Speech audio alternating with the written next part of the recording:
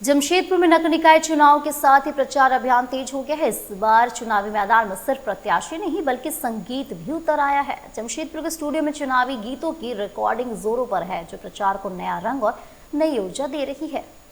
नमस्कार।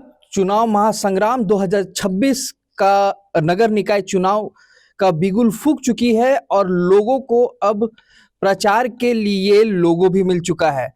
अब जबकि लोगो मिल चुका है तो प्रचार की बात करें तो हम आज आए हैं कर स्टूडियो पे और हमारे साथ दो अनोखे कलाकार हैं जो प्रचार के लिए इनका बहुत ही नाम है जमशेदपुर में।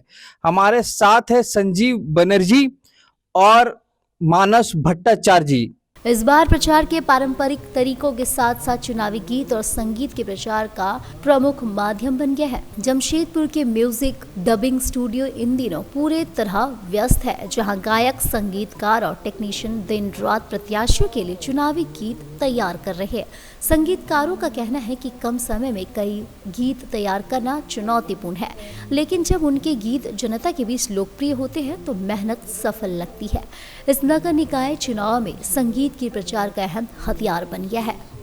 सबसे पहले बताइए कि आप जो चुनाव हो रहा है नगर निकाय चुनाव, आप इससे पहले विधानसभा हुआ, इससे उसको पहले संसद का लोकसभा चुनाव हुआ, तो आपने उनमें भी गाना गाया कि सिर्फ यहाँ से अभी आपने शुरू की है? नहीं, देखिए, एक्चुअली मैं 2019 से ही गा रहा हूँ। मैं आपके जो राजनीतिक क्षेत्र के विधायक, सांसद, तो 2019 में सांसद का चुनाव में मैं गाया, ठीक है। उसके बाद फिर 2020 में शायद झारखंड नहीं, 2019 के लास्ट में विधानसभा चुनाव हुई थी, उसमें भी गाया।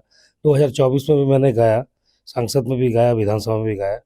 लेकिन इस बार पहली बार जो आपका ये मैं बिहार में भी आपका गाया हूँ विधानसभा चुनाव में, और पार्षद जो आपके मेयर चुनाव में। तो अभी भी मेयर चुनाव इस बार पहली बार मौका मिला है कि मेयर चुनाव, पार्षद चुनाव इस बार जमशेदपुर शहर में जो भी आपका नगर निकाय में आते हैं उनका हो रहा है। जैसे मानगो क्षेत्र है, बहुत सारे क्षेत्र है, तो मैं गा रहा हूँ।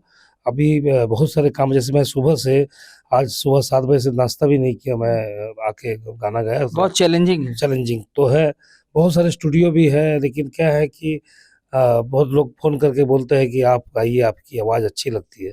ये तो संगीतकार है बहुत सारे, और ये अपनी एक संस्था चलाते हैं, इनके वो अध्यक्ष है और साल में किशोर कुमार के बहुत बड़ा हिट प्रोग्राम भी करते हैं। तो हमारे साथ एक म्यूजिक डायरेक्टर भी है, मिस्टर भट्टाचार्य जी।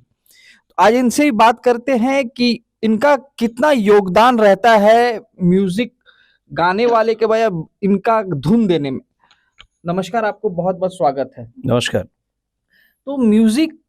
आप तो म्यूजिक डायरेक्टर है, तो आपका कितना बड़ा योगदान होता है एक गाने के ऊपर एक धुन देना, कितना चैलेंजिंग होता है? देखिए, चैलेंजिंग तो है। एक गाना बनाने के लिए बहुत कुछ सोचना पड़ता है।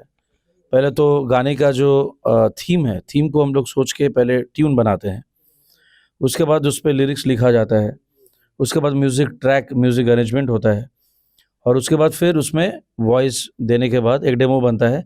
डेमो हम लोग सिंगर को भेजते हैं और वो लोग घर पे प्रैक्टिस करके देन फाइनल रिकॉर्डिंग होता है, उसके बाद मिक्स होता है, मास्टर होता है। It's a long process. तो इस तरह से हम लोग एक गाना बनाते हैं और it's a very tough job. इस टफ जॉब में सबसे बड़ी बात है, अब आ गई है एआई, जहां लोग अब एआई से बहुत कुछ सीख भी रहे हैं, बहुत कुछ बना भी रहे हैं और बहुत कुछ सहूलियत भी हो गई है लोगों को एआई आने के बाद। तो आपको क्या लगता है कि एआई आने के बाद आपका जो म्यूजिक डायरेक्शन का काम है, गाने का काम है जो लोगों का, उसमें कितना असर पड़ा? देखिए, असर उतना नहीं पड़ा मुझे, क्योंकि उसका कारण यही है कि मेरा जिस तरह का क्लाइंट्स है, मैं डिवोशनल काम करता हूँ और बॉलीवुड का भी काम करता हूँ, टॉलीवुड का भी काम करता हूँ। तो हमारे जितने भी गाने हैं थोड़ा सा बहुत ज़्यादा प्रोफेशनल काइंड ऑफ सॉन्ग्स है, फिल्म के गाने हैं। और एआई में क्या है कि बहुत सिंगर्स ऐसा है, बहुत मतलब सो कॉल्ड अपने आप को कंपोजर्स बोलते हैं। तो वो लोग का क्या है कि वो लोग अपने आप को सोचते हैं कि आई एम अ कंपोजर, और वो लोग कुछ भी एक बना के वो लोग छोड़ देते हैं मार्केट में। बट ऐसा म्यूज़िक नहीं होता है। म्यूज़िक एक मतलब शिक्षा है वो बचपन से उसको सिखा जाता है। बिना सुर का ज्ञान का you can not make a music. तो आपने ऐसे कितने ऐसे कलाकार, देश में भी आपने बहुत जगह काम किया है, तो आप ऐसे कौन से बड़े बड़े कलाकारों के साथ आपने अपना हुनर दिखाया है म्यूजिक डायरेक्शन का? देखिए 2007-8 की बात है।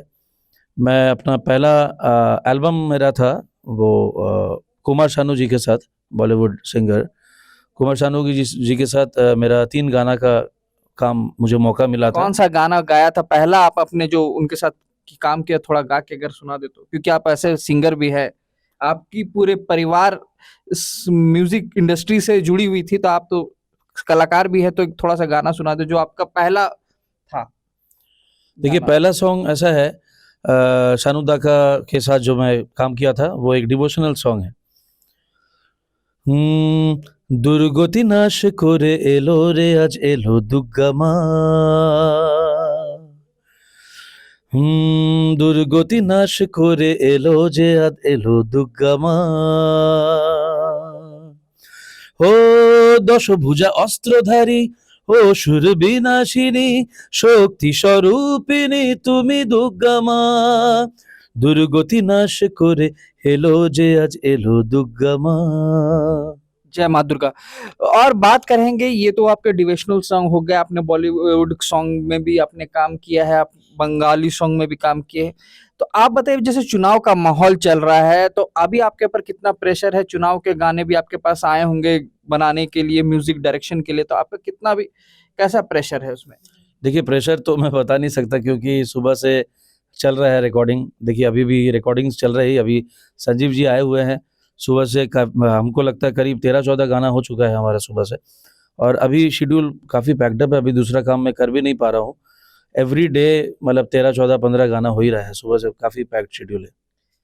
ये चुनाव का महासंग्राम चल रहा है, और ये हमारे कोल्हान नहीं पूरे झारखंड में अभी नगर निकाय चुनाव की बिगुल फूंक चुकी है, जहां गाने का अभी बहुत बोलबाला है। लोग जितने भी झारखंड में स्टूडियो है, सिंगर है, सभी प्रचार के गाने में लगे हुए हैं। तो हम आए थे आज एक स्टूडियो, जहां से हमने जाना कि कितना मुश्किल हो रहा है लोगों का प्रचार करना, क्योंकि अभी सभी स्टूडियो पैक्ड है गाने बनाने में, अभी दूसरा काम कुछ भी नहीं हो रहा है। तो हम फिर मिलेंगे आपको नई चीजों के साथ, नई जगह पे नए लोगों के साथ मिलाएंगे। तब तक के लिए नमस्कार, और आप देखते रहिए सिटी न्यूज।